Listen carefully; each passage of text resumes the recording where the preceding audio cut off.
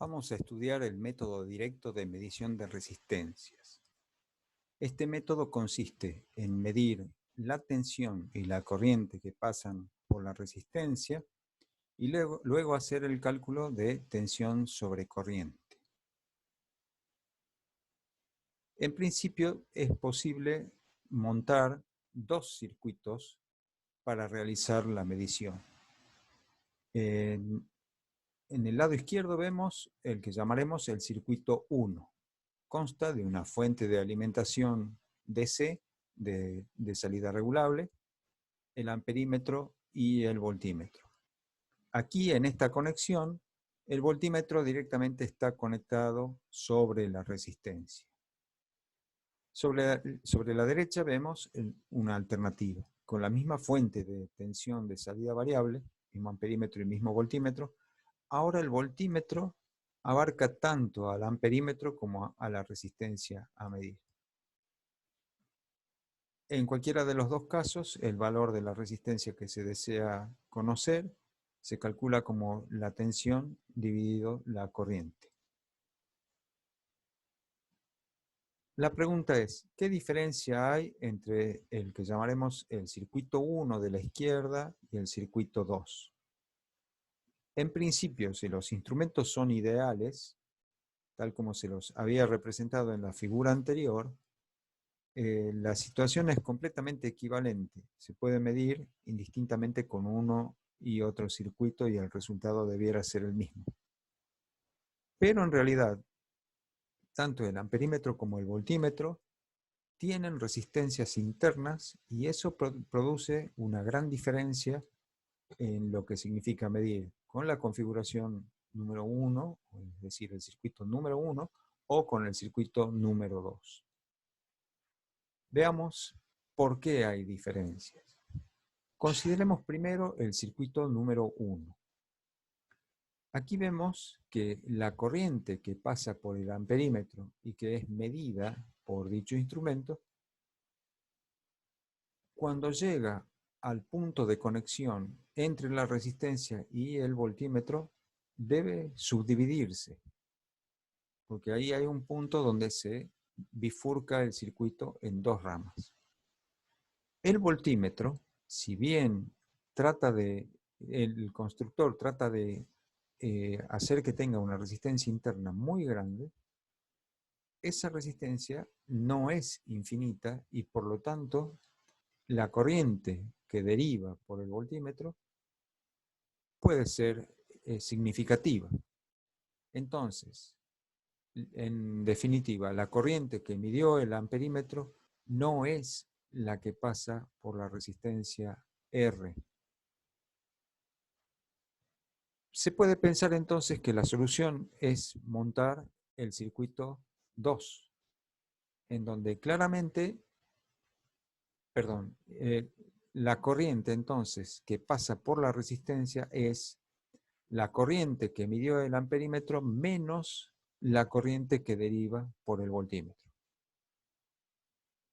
Bien, ahora sí, podemos pensar que la solución entonces es montar el circuito 2, porque en este caso la corriente que pasa por el amperímetro es efectivamente la misma corriente que pasa por la resistencia.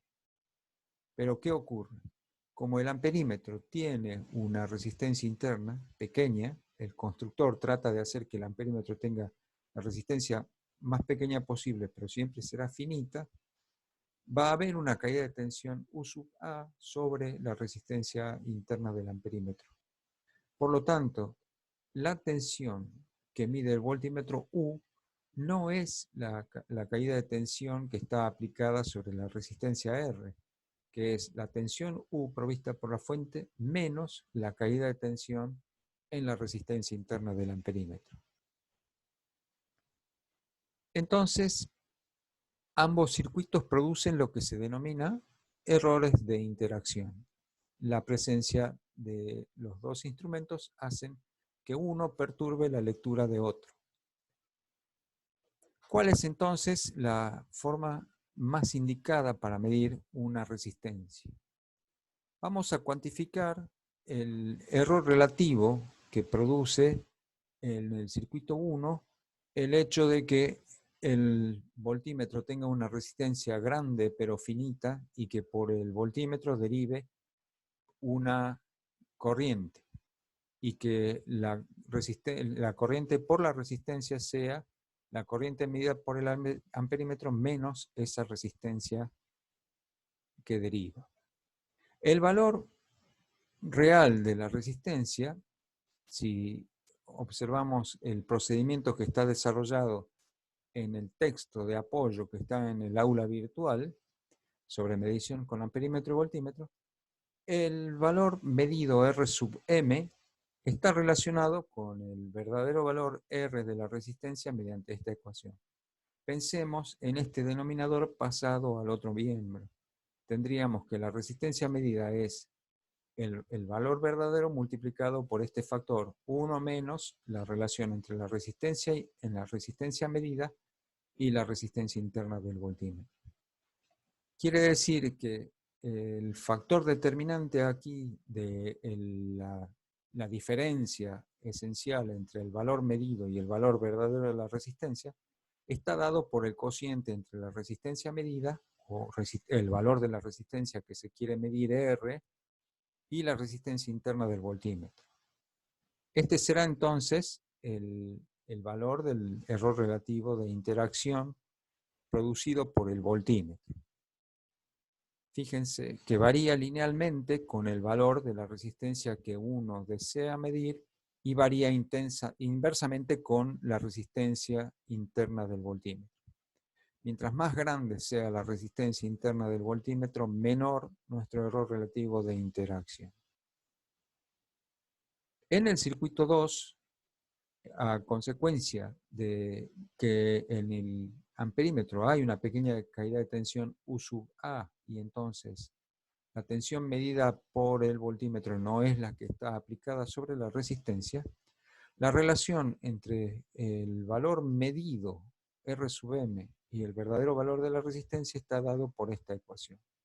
Podemos pensar que este factor de corrección 1 menos R sub A sobre R sub M pasa al otro miembro, y eso nos daría la relación entre lo que uno mide y el verdadero valor de la resistencia. Entonces, aquí el factor determinante lo da la razón entre la resistencia interna del amperímetro y la resistencia que uno quiere medir. Cuanto más pequeña sea la resistencia interna del amperímetro, más próxima estará la resistencia medida al verdadero valor. Entonces, el error relativo de interacción introducido por el amperímetro es justamente el valor de la resistencia interna del amperímetro dividido el valor de la resistencia que uno quiere medir. Mientras menor sea la resistencia interna del amperímetro respecto de la resistencia a medir, menor será el error de interacción. Entonces, recomendamos leer el desarrollo completo de estas ecuaciones en el apunte denominado Errores sistemáticos en la medición de resistencias con amperímetro y voltímetro, que está disponible en el aula virtual del laboratorio. Como vemos, los errores relativos de interacción en el circuito 1 y en el circuito 2 son función de la resistencia que uno quiere medir. Obviamente está relacionada con la resistencia interna de los instrumentos, pero también tiene que ver con cuál es el orden de magnitud de la resistencia que queremos medir. Si representamos gráficamente ambos errores de interacción como función de la resistencia que uno desea medir, R, vemos que el error relativo de interacción del circuito 1 varía linealmente con el valor de la resistencia que uno quiere medir. Era la función R medida sobre resistencia interna del voltímetro. Mientras que el circuito 2, el error relativo de interacción varía con el inverso de la resistencia a medir. Era la función RA sobre R sub M. Entonces, en el circuito 1, el error relativo de interacción aumenta linealmente cuanto más grande es la resistencia que uno desea medir, y en el circuito 2 el error relativo de interacción decae inversamente con el valor de la resistencia a medir. La zona sombreada en la parte inferior de este gráfico representa la región de mínimo error de interacción usando uno u otro circuito. El punto donde se debe producir el cambio de uno a otro circuito está dado por la intersección de ambas funciones.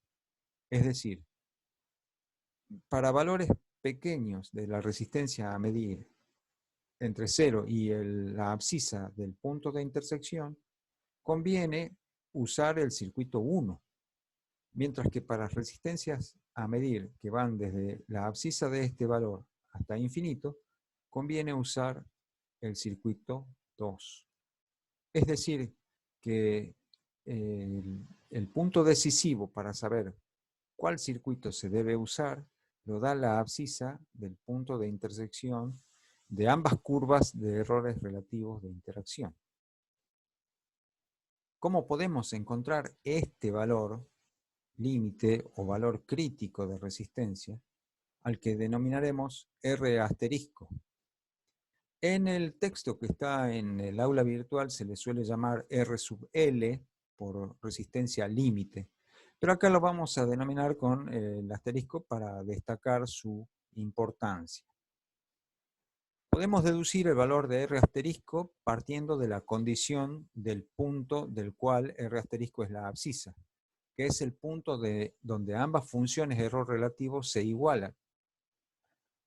Si reemplazamos por los valores que habíamos encontrado, el error relativo de interacción del circuito 1 era la resistencia a medir sobre la resistencia interna del voltímetro, y la del circuito 2 es la resistencia del amperímetro sobre la resistencia a medir.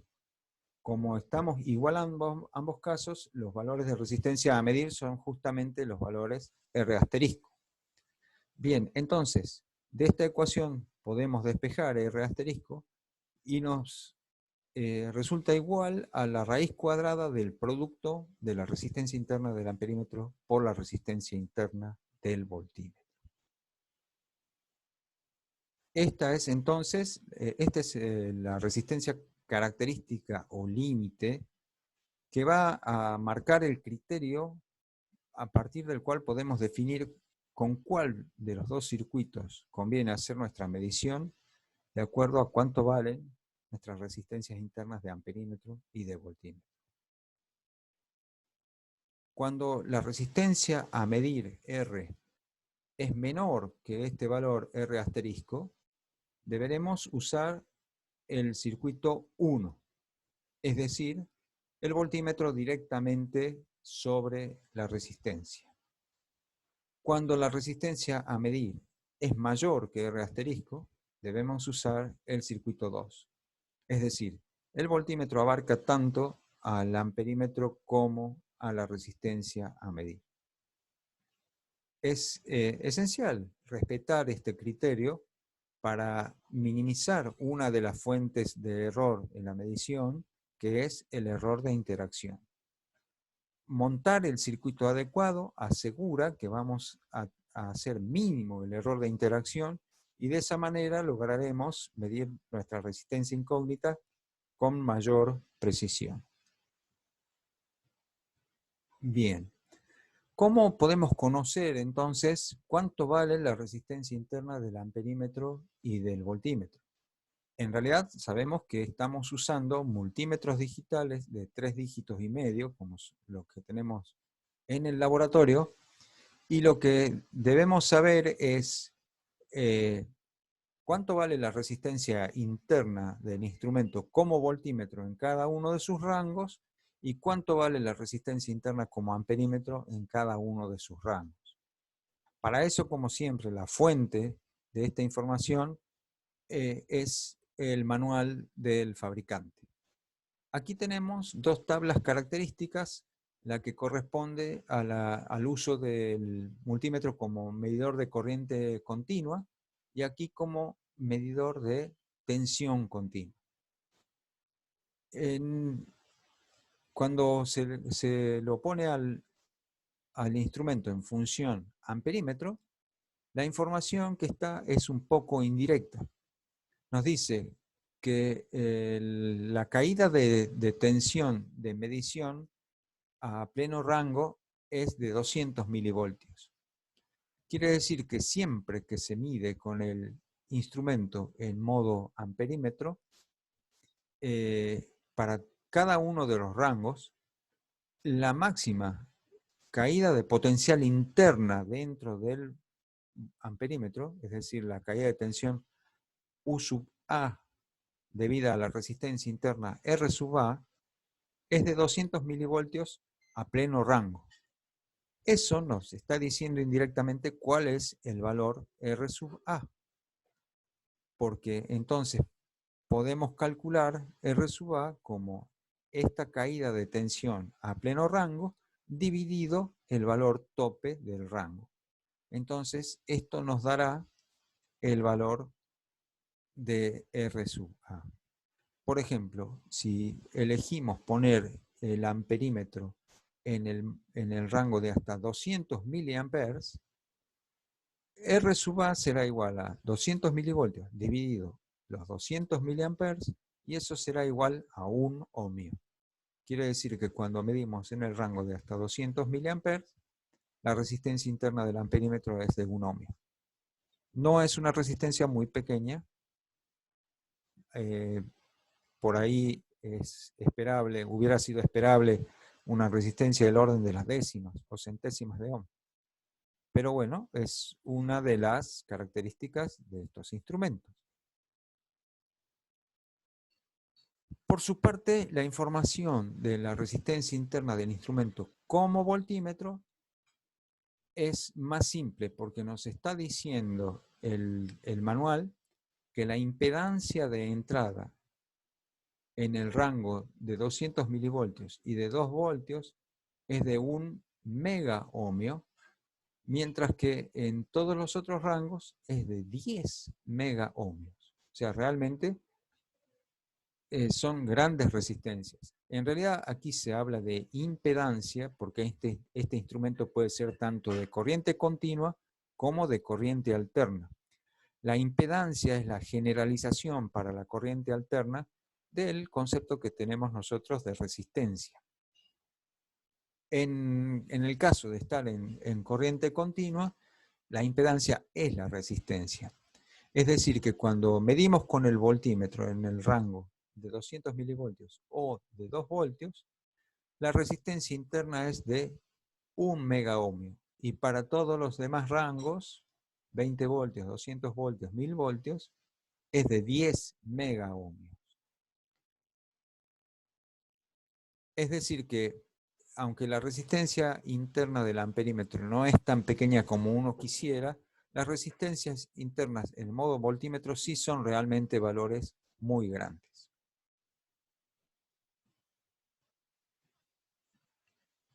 Aquí está extraído lo que acabamos de mencionar. La resistencia interna del voltímetro es 1 mega ohmio en los rangos de 200 milivoltios y 2 voltios y de 10 mega ohmios para el resto de los rangos.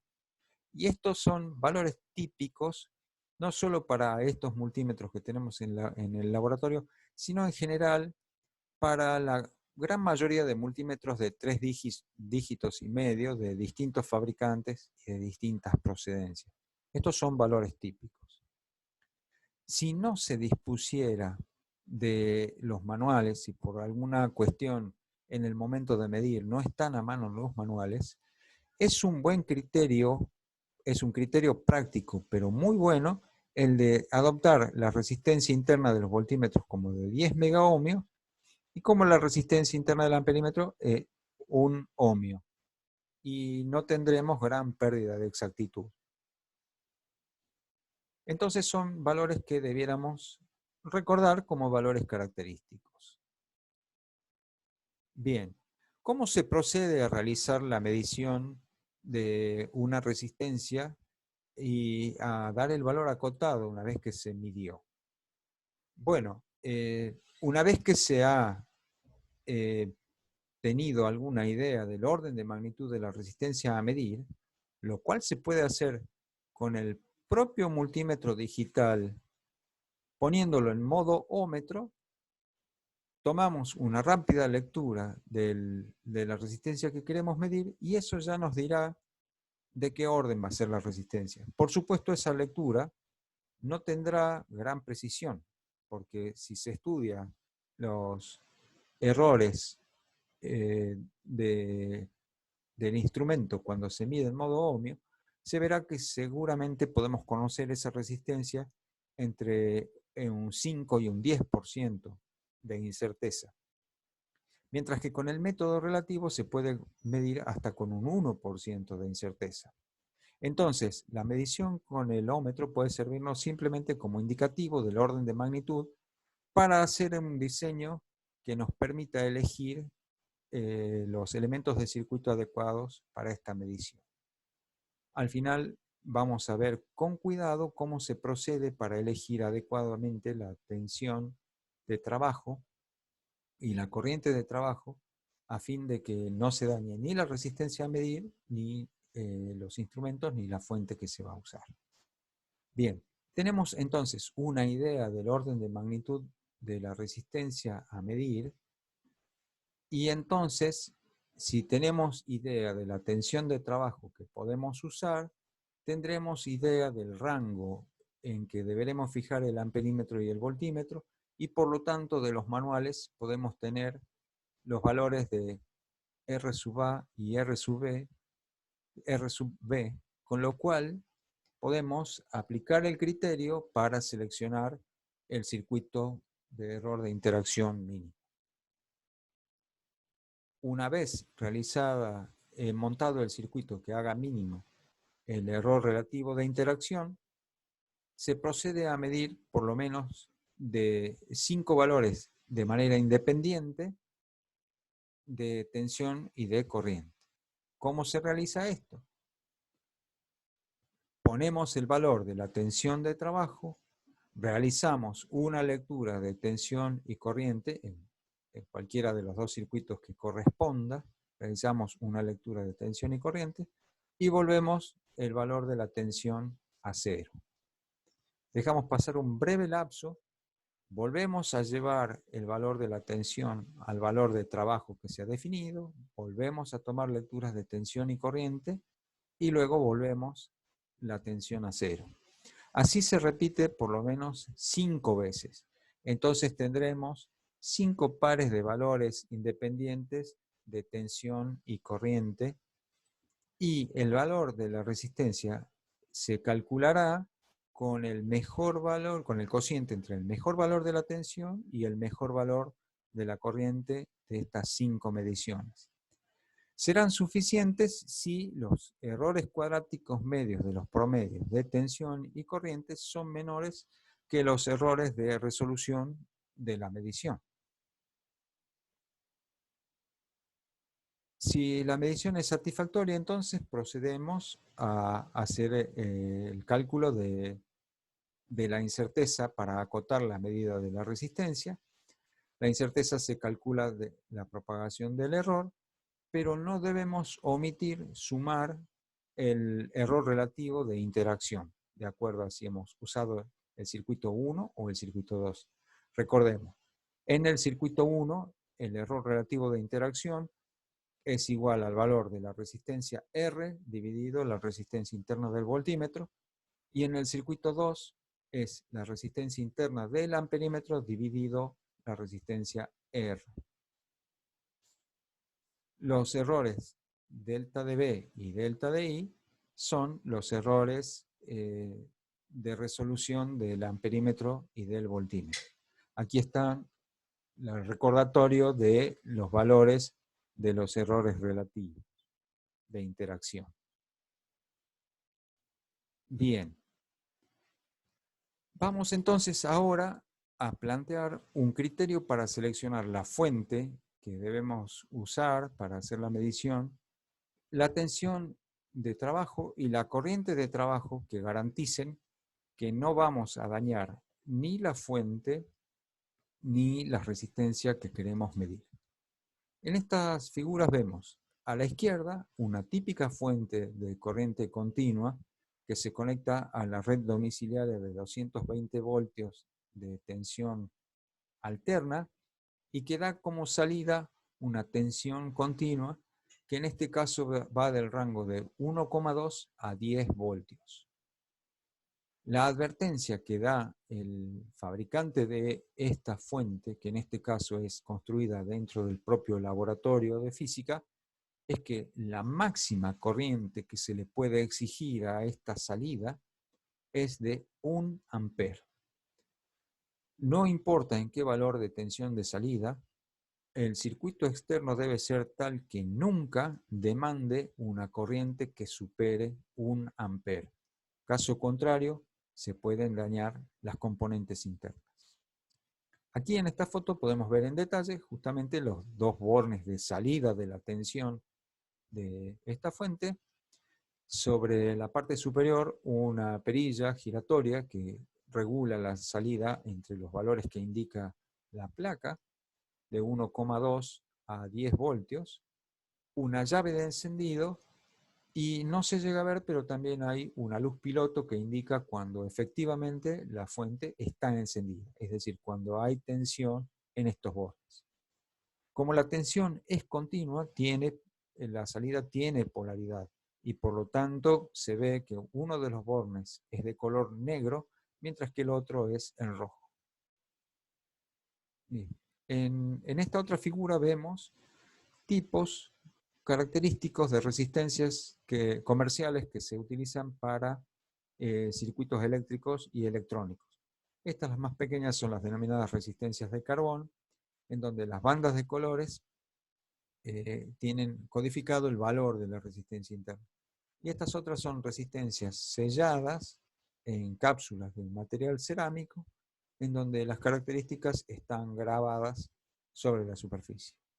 Lo que se ve en general es que la robustez de la resistencia va, digamos, acompañando el aumento en la potencia máxima que pueden disipar. O sea, una resistencia muy pequeñita y de aspecto frágil, en realidad, solo puede disipar 1/4 de vatio, mientras que una resistencia grande, robusta como esta, puede disipar hasta 15 vatios. En general, el tamaño es un indicador de la posible disipación de potencia que puedan tener estas resistencias. Debemos tener este dato, debemos saber cuánta es la máxima potencia que le podemos suministrar a la resistencia cuyo valor queremos medir. Van a ser críticos entonces la corriente máxima que puede proveer nuestra fuente y la máxima potencia que pueden disipar las resistencias que queremos medir. El criterio, bueno, aquí está claro. Están sacados a la vista los datos que están especificados en la placa del fabricante. Fuente de tensión regulable de 1,2 a 8 voltios de DC con una corriente máxima de 1 ampere. Y acá resistencias comerciales que van desde 1/4 de vatio hasta 15 vatios y con distintos valores nominales de resistencia. Bien. El criterio que debemos respetar es que nuestra tensión de trabajo U sub T y nuestra corriente de trabajo I sub T, es decir, las tensiones y las corrientes con las que haremos la medición, deben ser tales que la corriente de trabajo sea menor que la corriente máxima que provea la fuente y que el producto de tensión por corriente sea menor que la máxima potencia que puede disipar la resistencia a medir. Y ambas se deben cumplir simultáneamente. Es decir, ambas condiciones deben ser respetadas y satisfechas para hacer nuestra medición sin dañar ni la fuente que vamos a usar, ni la resistencia que vamos a medir. ¿Cómo podemos llegar a diseñar los valores de tensión y corriente de trabajo? Bien. Lo que, como vimos, nuestra fuente de tensión DC tiene una salida variable. Y en este caso, la fuente que vimos iba de 1,2 a 8 voltios. Pero pueden ser otros valores. Hay fuentes que pueden ir de 0 a 6 voltios, de 0 a 20 voltios, 0 a 50 voltios, etc. Una primera pregunta es si podemos usar el máximo valor posible que nos permite nuestra fuente sin dañar ni la tensión ni la corriente. Le llamaremos tensión límite al máximo valor que da nuestra fuente. En el caso de la figura que vimos al presentarla, la tensión límite acá será la de 8 voltios. Es el máximo valor de tensión cuando la regulación se pone al máximo. El límite de tensión que ofrece esta fuente es de 8 voltios. Bueno, nos preguntamos si siempre podremos trabajar al valor límite. Y si cuando apliquemos ese valor límite, no se va a dañar ni la fuente ni la resistencia. Para eso vamos a partir del dato de la potencia que puede disipar nuestra resistencia, la que llamaremos la potencia máxima, P sub max. Ese dato es provisto por el fabricante. Bien. La potencia, si uno sabe qué tensión le está aplicando a la resistencia, se calcula como la tensión al cuadrado sobre la resistencia. Y si uno conoce la corriente que está pasando, se calcula como el cuadrado de la corriente sobre la resistencia. De la ecuación 1, podemos encontrar cuál sería la máxima tensión que se le puede aplicar a esta resistencia sin dañarla. Eso le llamaremos U sub máxima. Será la raíz cuadrada de la potencia máxima que puede disipar la resistencia por su valor nominal de resistencia. Comparamos este valor, que puede tolerar la resistencia al límite, pero lo puede tolerar, con la tensión límite que ofrece nuestra fuente. Si la tensión máxima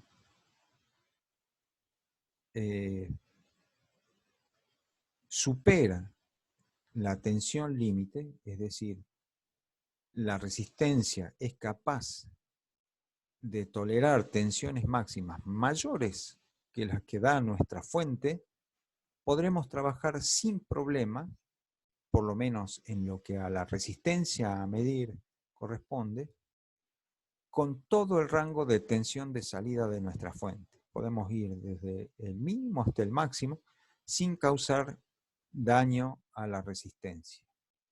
Lo que restaría controlar es si cuando yo uso esa máxima tensión posible, ¿qué pasa con la corriente que se le exige a la fuente? Entonces, por otro lado, debemos calcular el valor de la tensión máxima que soporta la resistencia dividido el valor nominal de resistencia y ver si este valor es menor que la máxima corriente que puede proveer la fuente. Si el cociente de tensión máxima sobre resistencia es menor que la máxima corriente que puede proveer la fuente, estaremos en la situación ideal donde se puede usar sin problema nuestra fuente de tensión hasta el máximo valor de tensión de salida, sin dañar ni la resistencia ni la propia fuente. Si no se cumplieran las condiciones 3 y 4, es decir, si la tensión máxima que soporta la resistencia es menor que la tensión límite que puede llegar a dar nuestra fuente, tendremos que tener cuidado de nunca llegar al valor límite. Y si la corriente máxima que se puede hacer circular por la resistencia es mayor que la máxima corriente que puede proveer la fuente, debemos tener cuidado de nunca llegar a ese valor.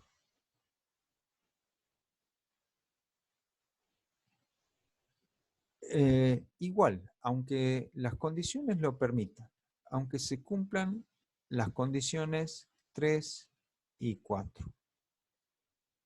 Es decir, yo puedo poner la máxima tensión de la fuente aplicada a la resistencia sin causarle daño y podré hacer circular la máxima corriente que permite la fuente. En principio, no habría daño, pero estamos exactamente al límite. Cualquier pequeña discrepancia, cualquier pequeña fluctuación, cualquier pequeña variación puede hacer que en algún instante se superen los valores límite y se produzca algún daño a la fuente o a la resistencia. Entonces, nunca conviene estar trabajando, nunca conviene adoptar las tensiones y corrientes de trabajo como los valores estrictamente límite. Lo que se hace es tomar alguna fracción de esos valores. Esa fracción viene dada por lo que se denomina un factor de seguridad. Es decir, se elige previamente qué fracción de las tensiones máxima y corriente máxima adoptaré como tensión y corriente de trabajo. Por ejemplo, se pueden adoptar factores de seguridad 2, en cuyo caso la tensión de trabajo será un medio de la máxima tensión posible y la corriente de trabajo será un medio de la máxima corriente posible. De esa manera estamos seguros de que siempre estaremos bien por debajo de los valores de peligro. Muchas veces, para tratar de obtener valores de tensión y de corriente que no sean tan pequeños para poder hacer mediciones con menor error relativo, se pueden adoptar fracciones del orden de 3/4 partes de la tensión máxima o de la tensión mínima. Es decir, los factores de seguridad será de 4/3. O a veces se adopta directamente un porcentaje de los valores máximos de tensión y corriente. Es decir, directamente consideramos tomar una tensión de trabajo del 80% de la tensión máxima y una corriente de trabajo del 80% de la corriente máxima, sin adoptar explícitamente el factor de seguridad, sino directamente el coeficiente que permite calcular la tensión y la corriente de trabajo a partir de los valores máximos. Con estos criterios queda entonces definido cómo se mide resistencias por el denominado método directo con amperímetro y voltímetro.